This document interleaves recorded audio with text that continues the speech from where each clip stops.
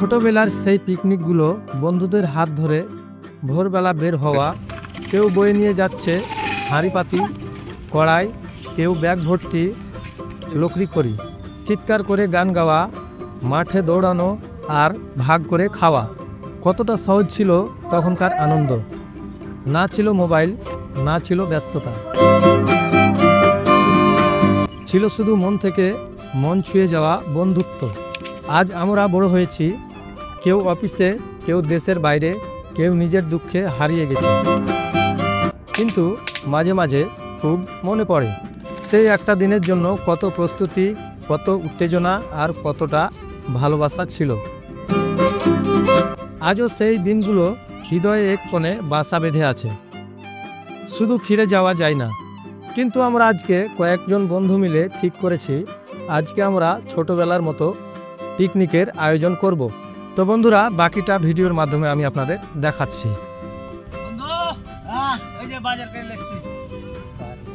গরুর মাংস নাকি রে? না, পেঁচার মাংস। পেঁচার মাংস তো পেঁচা বলে বলে।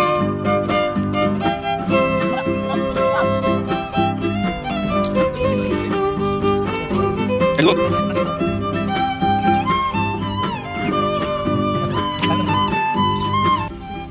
এই একটু আস্তে পেট কাটনা রে, তো যে হাত যে লেভেল করে দিবি তুই। হাত কাটবে না, কাটবে না, হাত কাটবে না, হাত তো তলকা রান্না করা হবে। না না, আমি পিকনিক মেলাই করছি জীবনে, হাত কাটিনি। একবারই লোক কেটে গেল একটা। ওটা হাত কাটা নয়, ওটা লোক কেটে গেল, হাত কাটিনি তো, লোক কেটে গেল।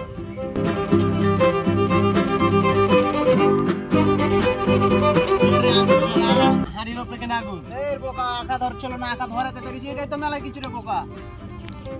আর তুই তো আঁকাই ধরাতে পারছিল না তখন। আমি তো আঁকার কাছে যাইনি, আঁকাটা তো করেছিস। আঁকাটার তলা হলো এরকম আর ওপর হলো এরকম। এ তোর আঁকার কি খবর রে? বাহাটা জ্বলছে নাকি? এভাবে আঁকা জ্বললে আজ পিকনিক হবে?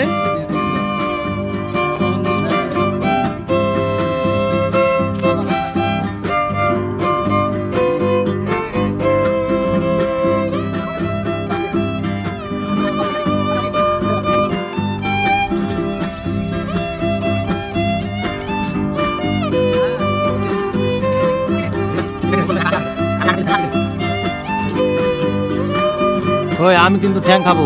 না না, এই ঠ্যাং আমি খাবো। লেগ পিস আমার,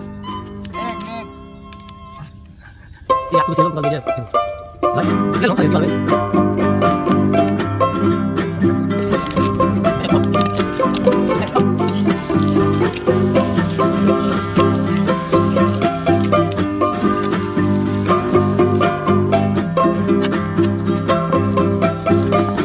আসসালামু আলাইকুম।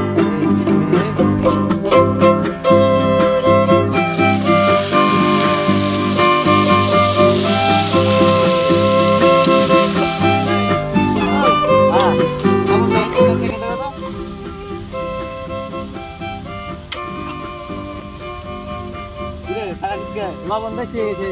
হ্যাঁ, লবণ মেলায় বেশি গেছে। লবণই তো দিনি। লবণ দে, লবণ দে, 1 কিলো লবণ দে।